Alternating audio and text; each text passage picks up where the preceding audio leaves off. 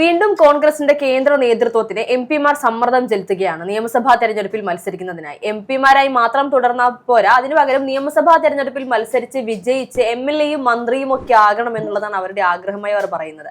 അതിന് ഓരോരുത്തരും ഉന്നയിക്കുന്ന ന്യായങ്ങൾ പലതാണ്. ഇവിടെ ഇപ്പോൾ കെ സുധാകരനും അടൂർ പ്രകാശും ഷാഫി പറമ്പിലും ഒക്കെയാണ് ഈ ഒരു ആവശ്യവുമായി, ബെന്നി ബെഹനാൻ എം പിയുമൊക്കെയാണ് ഈ ഒരു ആവശ്യമായി രംഗത്ത് വരുന്നത്.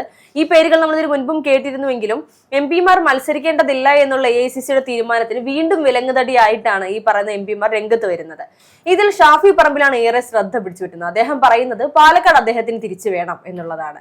അങ്ങനെയെങ്കിൽ രമേശ് പിഷാരടിയെ രംഗത്തിറക്കാൻ ഈ പറയുന്ന നോമിനേഷൻ നൽകിയത് ഷാഫി പറമ്പിലാണ് എന്നുള്ള വാർത്തകൾ വന്നിരുന്നു. അതിന് പിന്നാലെ ഇപ്പോൾ ഇങ്ങനെ ഒരു ആവശ്യം ഉന്നയിക്കുമ്പോൾ രമേശ് പിഷാരടിക്ക് ഇനി പാലക്കാടും കയ്യിൽ നിന്ന് പോകുമോ എന്നുള്ളതാണ് ആദ്യ ചോദ്യം. രമേശ് പിഷാരടിയെ സംബന്ധിച്ച് അദ്ദേഹം ആദ്യം തന്നെ പറഞ്ഞിട്ടുണ്ടായിരുന്നു, പാലക്കാട് എന്ന് പറയുന്നത് അയാൾക്ക് അല്ലെങ്കിൽ അവിടെ ആണ് മത്സരിക്കുക, എനിക്ക് പാലക്കാട് മതി, ഞാൻ പാലക്കാടേ മത്സരിക്കുള്ളൂ, അങ്ങനത്തെ കാര്യങ്ങളൊന്നുമില്ല. ആദ്യമായിട്ട് മത്സര രംഗത്തേക്ക് ഇറങ്ങുകയാണ്. കോൺഗ്രസ് എവിടെ പറഞ്ഞു കഴിഞ്ഞാലും മത്സരിക്കുന്നതിനോട് തനിക്ക് താല്പര്യം മാത്രമേ ഉള്ളൂ എന്നാണ് അറിയിച്ചിട്ടുള്ളത്. പിന്നീടുള്ള ഈ ഒരു വാർത്തയെ സംബന്ധിച്ച് പറയുകയാണെങ്കിൽ കെ സുധാകരന്റെ പ്രസ്താവന നമ്മൾ ശ്രദ്ധിക്കുകയുണ്ടായി. അദ്ദേഹത്തിന് മുഖ്യമന്ത്രിയാകാൻ താല്പര്യമുണ്ടെന്നാണ് അറിയിച്ചിട്ടുള്ളത്. അതോടൊപ്പം തന്നെ ഷാഫി പറമ്പലിന്റെ ആണെങ്കിലും ഹർഷ പറഞ്ഞതുപോലെ ഈ എംപിമാരുടെ എല്ലാം പുതിയ നിർദ്ദേശങ്ങളാണ് പുറത്തേക്ക് വരുന്നത്. എംപിമാർ മത്സരിക്കുന്നതിന് ചെറിയ വിലക്കുകളൊക്കെ ഉണ്ട്. അപ്പോ ആ ഒരു വിലക്കുകളുമായി ബന്ധപ്പെട്ട് എല്ലാ എംപിമാരും മത്സര രംഗത്തേക്ക് പൊതുവെ വരാറില്ല. അതിന്റെ അപ്പുറത്തേക്കും ബാക്കി ഈ മണ്ഡലങ്ങളിൽ വിജയ സാധ്യതയുള്ള ബാക്കിയുള്ളവരാണ് മത്സരിക്കുന്നത്. തുടക്കത്തിലൊക്കെ പറഞ്ഞ പോലെ തന്നെ എംപിമാരെ നിർദ്ദേശം അല്ലെങ്കിൽ ലോക്സഭാ തെരഞ്ഞെടുപ്പിൽ എംപിമാർക്കുള്ള നിർദ്ദേശം കൊടുക്കുന്നത് വരാൻ പോകുന്ന നിയമസഭയിൽ നിന്ന് അവരെ ഒഴിവാക്കാനാണ്. അല്ലെങ്കിൽ അവർ നിയമസഭയിൽ നിന്ന് ജയിക്കുകയാണെങ്കിൽ മന്ത്രിപദവി അല്ലെങ്കിൽ കിട്ടാൻ അർഹതയുള്ള ഒരുപാട് സ്ഥാനാർത്ഥികളുണ്ട്. അതിലൊരു പേരാണ് ഷാഫി പറമ്പിൽ എന്ന് പറയുന്നത്. അതെ, തീർച്ചയായിട്ടും. ഇവിടെ കെ സുധാകരനും അടൂർ പ്രകാശൊക്കെ തന്നെയും പറയുന്ന ഒരു കാര്യം എന്ന് പറയുന്നത് ഈഴവ പ്രാതിനിധ്യം ഉറപ്പാക്കുന്നതിന് വേണ്ടിയിട്ടാണ് എന്നുള്ളതാണ്. ഈ രണ്ടുപേരും രംഗത്ത് വരികയാണെങ്കിൽ ഇപ്പോൾ കെ ബാബു മത്സരിക്കുന്നില്ല എന്ന് പറഞ്ഞ് മാറി നിൽക്കുമ്പോൾ സ്വാഭാവികമായും ഈഴവരുടെ പ്രാതിനിധ്യം കുറയാനുള്ള സാധ്യതയുണ്ട്. അപ്പോൾ തങ്ങൾ മത്സര രംഗത്തേക്ക് വരികയാണെങ്കിൽ വീണ്ടും അത് ഉറപ്പിക്കാനും ഈ പറയുന്ന LDFനൊപ്പം വെള്ളാപ്പള്ളി നടേശൻ ചേർന്ന് നിൽക്കുമ്പോൾ ഇഴ വോട്ടുകൾ LDFിലേക്ക് പോകുമെന്നുള്ള ഭയം വേണ്ട എന്നുള്ളതാണ് പാർട്ടിയോട് ഇവർ ആവശ്യപ്പെട്ടിരിക്കുന്നത്. പക്ഷേ കൃത്യമായി പാർട്ടി നേതൃത്വം പറയുന്ന ഒരു കാര്യം എന്ന് പറയുന്നത് കെ സുധാകരനോ അടൂർ പ്രകാശോ ഇല്ലെങ്കിൽ പോലും ഇവിടെ ഈ പറയുന്ന ഇഴവ പ്രാതിനിധ്യം കൃത്യമായി കോൺഗ്രസിനുണ്ടാകുമെന്നുള്ളതാണ്. അതിന് ആപ്റ്റായിട്ട് ഈ പറയുന്ന കെ ബാബു മാത്രമല്ല കോൺഗ്രസിലുള്ള MLA മാർ അല്ലെങ്കിൽ കോൺഗ്രസിലുള്ള നേതാക്കന്മാർ എന്നുള്ളത് ഏറെ ശ്രദ്ധിക്കേണ്ട കാര്യമാണ്. അതുപോലെ തന്നെ എംപിമാർ മത്സരിക്കേണ്ടതില്ല എന്ന് AICC പറയുമ്പോൾ അതിന് കാരണമായി അവർ ചൂണ്ടിക്കാണിക്കുന്നത് ഇതിനുശേഷം വരുന്ന ഉപതെരഞ്ഞെടുപ്പുകൾ അത് വീണ്ടും കുറച്ചുകൂടി തലവേദന സൃഷ്ടിക്കുന്നതായിരിക്കും. ഇവർ മത്സര രംഗത്ത് നിയമസഭയിലേക്ക് വരികയാണെങ്കിൽ വീണ്ടും എംപിമാരായി മത്സരിക്കാൻ ലോക്സഭയിലേക്കുള്ള നേതാക്കന്മാർ അല്ലെങ്കിൽ അങ്ങനെ വരേണ്ട സ്ഥാനാർത്ഥികളെ വിജയസാധ്യത ഉറപ്പിക്കുക എന്നൊരു ഉത്തരവാദിത്വം കൂടി കോൺഗ്രസിനുണ്ടാകും. ഈ കോൺഗ്രസിനെ സംബന്ധിച്ച് കുറെ കൂടി എളുപ്പമായിട്ടുള്ള ഒരു മത്സരം എന്ന് പറയുന്നത് ലോക്സഭ തന്നെയായിരിക്കും. അതെ, പൊതുവെ ലോക്സഭയിലെ വൻ ഭൂരിപക്ഷം കണ്ടുകൊണ്ട് കഴിഞ്ഞ തവണയും നമ്മൾ പറഞ്ഞതാണ് രണ്ടാം പിണറായി സർക്കാർ വരില്ല. ഭൂരിപക്ഷം നോക്കുകയാണെങ്കിൽ ലോക്സഭ ഭൂരിപക്ഷം അനുസരിച്ച് ഈ നിയമസഭ വരുമ്പോൾ കോൺഗ്രസ് തന്നെയായിരിക്കും അധികാരത്തിൽ വരുന്നത്. പക്ഷേ CPM-നെ എപ്പോഴും തുണച്ചിട്ടുള്ളത് LDFനെ തുണച്ചിട്ടുള്ളത് എന്ന് പറയുന്നത് ഈ നിയമസഭാ തെരഞ്ഞെടുപ്പുകളാണ്. അപ്പോൾ ലോക്സഭ കുറെ കൂടെ ഈ എളുപ്പമാവുന്നത് കോൺഗ്രസിന് തന്നെയാണ്. കോൺഗ്രസ് എംപിമാർ ഇനി മത്സര രംഗത്തേക്ക് വരികയാണ്.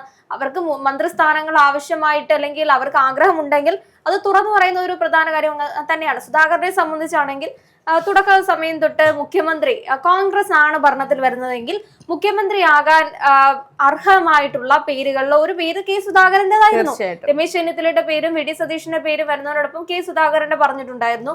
ഒരുപാട് ആൾക്കാർ ഇപ്പോഴും പറയുന്നുണ്ട് സതീഷിനെക്കാട്ടിൽ മെച്ചമായിട്ടുള്ളത് സുധാകരൻ തന്നെയാണ്. ഇവർ തമ്മിലൊരു K Sudhakaran versus VD Satheesan ആ രീതിയിൽ തന്നെ പ്രവർത്തകർക്കിടയിലും ഒരു താല്പര്യം പുറത്തേക്ക് വരുന്നുണ്ടായിരുന്നു. അപ്പോ സുധാകരൻ എന്ന് പറയുന്ന ഒരു മുതിർന്ന നേതാവാണ്. ഈ ഭരണത്തിലേക്ക് വരികയാണെങ്കിൽ മുഖ്യമന്ത്രിയാകാൻ യോഗ്യതയുള്ള ഒരാൾ കൂടെയാണ് സുധാകരൻ എന്ന് പറയുന്നത്. അപ്പോൾ അദ്ദേഹം വീണ്ടും മത്സര രംഗത്തേക്ക് വരികയാണ്. ജയിക്കുകയാണെങ്കിൽ ജയം അവർ ഈ ഭൂരിപക്ഷമൊക്കെ മുന്നിൽ കണ്ടുകൊണ്ട് തന്നെ ആയിരിക്കും നിയമസഭയിലേക്ക് മത്സരിക്കണമെന്നൊക്കെ പറയുന്നത്. അപ്പൊ അങ്ങനെ മത്സരിക്കുകയാണെങ്കിൽ ഭൂരിപക്ഷം അനുസരിച്ച് സതീശന്റെ പറവൂരിനെക്കാട്ടിലും ഭൂരിപക്ഷം സുധാകരനാണെങ്കിൽ ഉറപ്പായിട്ടും കോൺഗ്രസിന്റെ അകത്ത് ഒരു ചർച്ച വരും. സുധാകരനെയാണോ മുഖ്യമന്ത്രിയാക്കേണ്ടത്, VDSനെയാണോ മുഖ്യമന്ത്രിയാക്കേണ്ടത്? രമേശ് ചെന്നിത്തലയുടെ കഴിഞ്ഞ ദിവസം ഒരു അഭിമുഖം കണ്ടിരുന്നു. മുഖ്യമന്ത്രി സ്ഥാനം അല്ലെങ്കിൽ അതാണ് അടിസ്ഥാനം എന്ന് താൻ കരുതുന്നില്ല എന്നൊക്കെ രമേശ് ചെന്നിത്തല പറയുന്നുണ്ടായിരുന്നു. പക്ഷേ അഭിമുഖങ്ങളിൽ അങ്ങനെ പറയുകയും പക്ഷെ പൊതുവെ വാർത്താ സമ്മേളനങ്ങളിലാണെങ്കിലും പൊതു ഇടങ്ങളിലാണെങ്കിലും തന്റെ അതൃപ്തി പ്രകടിപ്പിക്കുന്ന ഒരു രീതി കൂടി നമ്മൾ കാണുന്നുണ്ട്. അത് പ്രവർത്തകരുടെ ഭാഗത്തുനിന്നും അങ്ങനെ ഉണ്ട്. പിന്നെ ഷാഫിയുടെ കാര്യമാണെങ്കിൽ പാലക്കാടിന്റെ ആ ഒരു മുഖം എടുത്ത് നോക്കുകയാണെങ്കിൽ രാഹുൽ മാങ്കൂട്ടത്തിലിനെ ആയിരുന്നു നോമിനേറ്റ് ചെയ്ത് കൊണ്ടുവന്ന് നിർത്തിയിട്ടുള്ളത്. ഒരുപാട് പേർ ആഗ്രഹിച്ചിട്ടുണ്ടായിരുന്നു നിയമസഭയിലേക്ക് വീണ്ടും ഒരു തെരഞ്ഞെടുപ്പ് വരുന്ന സമയത്ത് രാഹുൽ തന്നെ പാലക്കാട് മത്സരിച്ച് വൻ ഭൂരിപക്ഷം കിട്ടുകയാണെങ്കിൽ അത്രയും ചുറുചുറുക്കുള്ള ഒരു യുവത്വ മന്ത്രിയെ തന്നെ തങ്ങൾക്ക് ആവശ്യമായിട്ടുണ്ടായിരുന്നു, അല്ലെങ്കിൽ മന്ത്രിയാകാൻ യോഗ്യതയുള്ള ഒരു ചെറുപ്പക്കാരൻ എന്നൊക്കെ ഒരുപാട് പേർ നിർദ്ദേശിച്ചിട്ടുണ്ടായിരുന്ന പേരുകളാണ് ഈ ആരോപണ വിധേയനാകുന്നതിന് മുൻപ്. പക്ഷെ ഇപ്പോഴും പലരും ആ ഒരു രീതിയിൽ രാഷ്ട്രീയ അല്ലെങ്കിൽ വീണ്ടും രാഹുൽ മാങ്കൂട്ടം മത്സരിക്കണം എന്നൊക്കെ പറയുന്ന ആൾക്കാരുമുണ്ട്. പക്ഷേ പാലക്കാട് എന്ന് പറയുന്നത് എനിക്ക് തോന്നുന്നു പാലക്കാടും മലബാറും ഷാഫിയുടെ ഒരു അഭിമാന പ്രശ്നം തന്നെയാണ്. അതെ, ഷാഫിയോട് പറയുന്ന ഒരു കാര്യമുണ്ട്, പാലക്കാട് തനിക്ക് തരണം. ഇനി പാലക്കാട് തന്നില്ലെങ്കിൽ കോഴിക്കോട് ജില്ലയിലെ ഏതെങ്കിലും ഇടതിന്റെ മണ്ഡലങ്ങൾ അല്ലെങ്കിൽ ഇടത് സംരക്ഷണത്തോടു കൂടി കൊണ്ടു നടക്കുന്ന ഇടത് വിജയിക്കുമെന്ന് ഉറപ്പുള്ള ഏതെങ്കിലും കോട്ട താൻ മത്സരിച്ച് വിജയിച്ച് താൻ കോൺഗ്രസിലേക്ക് കൊണ്ടുവരും. ആ ഒരു ആത്മവിശ്വാസം ഷാഫി പറമ്പിലുണ്ട് എന്നുള്ളതാണ്. ഇതിപ്പോൾ ഷാഫിക്ക് മാത്രമല്ല കേരളത്തിലൊട്ടാകെ എല്ലാ ജനങ്ങൾക്കും പറയാം ഷാഫി എവിടെ മത്സരിച്ചാലും വിജയം ഉറപ്പാക്കാൻ സാധിക്കും എന്നുള്ളത്. അതുകൊണ്ട് തന്നെ ഇങ്ങനെ ഒരു ആവശ്യം ഉന്നയിക്കുകയാണെങ്കിൽ ഒരു പക്ഷേ പാർട്ടിക്ക് പൂർണ്ണമായും ഷാഫിയെ തള്ളാനും സാധിക്കില്ല. ഷാഫിയെ പോലെ ഒരു അസറ്റ് നിയമസഭയിലേക്ക് വരികയാണെങ്കിൽ അവർക്ക് വളരെ എളുപ്പത്തിൽ തന്നെ വിജയിച്ച് കയറാൻ സാധ്യതയുള്ള ഒരു ഏത് മണ്ഡലത്തിൽ നിർത്തിയാലും ഷാഫി വിജയിക്കും എന്നുള്ളത് ഉറപ്പുള്ള കാര്യമാണ്. പാലക്കാട് എന്ന് പറയുന്നത് ഷാഫിയുടെ ഏകദേശം തട്ടകം തന്നെയാണ്. മലബാറിൽ ഷാഫിക്ക് ഇൻഫ്ലുവൻസ് ഉണ്ടെങ്കിലും കോഴിക്കോട് പലയിടങ്ങളും പാർട്ടി ഗ്രാമങ്ങൾ തന്നെ അല്ലെങ്കിൽ പാർട്ടിയോട് ഏറ്റവും അടുത്ത് നിൽക്കുന്ന സ്ഥലങ്ങൾ തന്നെയുണ്ട്. ഷാഫി ലോക്സഭ തൊട്ട് തന്നെ ആവശ്യപ്പെടുന്ന ഒരു കാര്യമായിരുന്നു, അല്ലെങ്കിൽ പ്രവർത്തകരെ അഭിസംബോധന ചെയ്യുന്ന സമയത്ത് പറഞ്ഞൊരു കാര്യമാണ്, താൻ കോഴിക്കോട് വടകരയിൽ നിന്ന പോലെയല്ല പാർട്ടി തട്ടകമായിട്ടുള്ള ഒരു മണ്ഡലത്തിൽ നിയമസഭയിൽ മത്സരിക്കും, ആ സ്ഥലം തിരിച്ചു കൊണ്ടുവരിക, ആ സ്ഥലം കോൺഗ്രസിന്റെ ഭാഗമായി മാറ്റുക എന്ന് പറയുന്നതാണ് തന്റെ ലക്ഷ്യം എന്ന് പറഞ്ഞിട്ടുണ്ടായിരുന്നു. അപ്പോ പാലക്കാട് ഷാഫി നിൽക്കുകയാണെങ്കിൽ ജയം എന്ന് പറയുന്നത് കുറച്ചുകൂടി എളുപ്പമായിരിക്കും. മറ്റേ ഇദ്ദേഹം പറഞ്ഞ കോഴിക്കോട് നിന്ന് മത്സരിക്കുന്ന സമയത്ത് കോഴിക്കോട് ഷാഫി അറിയാത്ത ആൾക്കാരൊന്നുമല്ല, ഷാഫിയോട് വളരെയധികം സ്നേഹമുള്ള ആൾക്കാരാണ്. അതേപോലെ ഷാഫിക്ക് ജയ സാധ്യത ഉള്ള ഒരു സ്ഥലം കൂടിയാണ് കോഴിക്കോട് എന്ന് പറയുന്നത്. അപ്പോൾ ഇദ്ദേഹം ഇതേ രീതിയിൽ തിരിച്ചു കൊണ്ടുവരികയാണെങ്കിൽ നിയമസഭയിൽ കോൺഗ്രസ് ആണ് ഭരണത്തിലേക്ക് എത്തുന്നതെങ്കിൽ നിയമസഭയിൽ ഒരു പ്രധാന സ്ഥാനം തന്നെ ഷാഫി പറമ്പിൽ കൊടുക്കേണ്ടി വരും. കാരണം ഒരു മന്ത്രിസ്ഥാനം തന്നെയായിരിക്കും കൊടുക്കേണ്ടി വരിക എന്ന് പറയുന്നത്. അല്ലാതെ ഷാഫി വെറുതെ ഒരു സിറ്റിംഗ് MLA ആയിരിക്കുന്ന ഒരു രീതി ആയിരിക്കില്ല.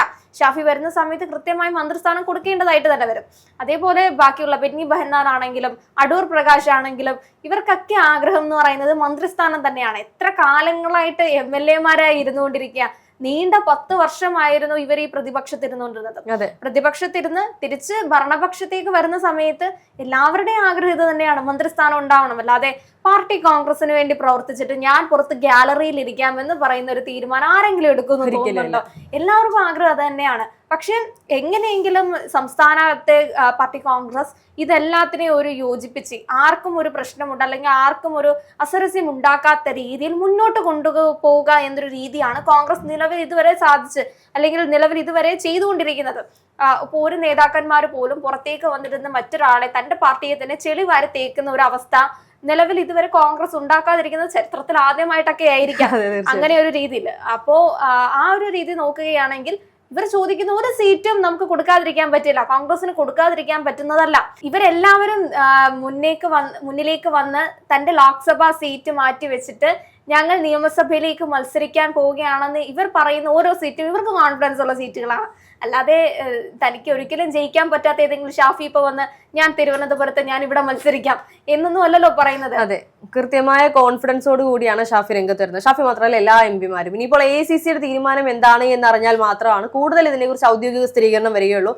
എന്തായാലും പാലക്കാട് ഷാഫി തിരിച്ചു വരുമോ എന്നുള്ളത് സംശയമാണ്. ഒരുപക്ഷെ പാലക്കാടല്ലാതെ കോഴിക്കോട് ഏതെങ്കിലും ഷാഫിയുടെ ആഗ്രഹം പോലെ CPM-ന്റെ തട്ടകം പൊളിച്ചെടുത്തുകൊണ്ട് കോൺഗ്രസിന് കൊണ്ടുവരുമോ എന്നുള്ളത് നമുക്ക് കാത്തിരുന്ന് കാണേണ്ട ഒരു കാര്യം തന്നെയാണ്.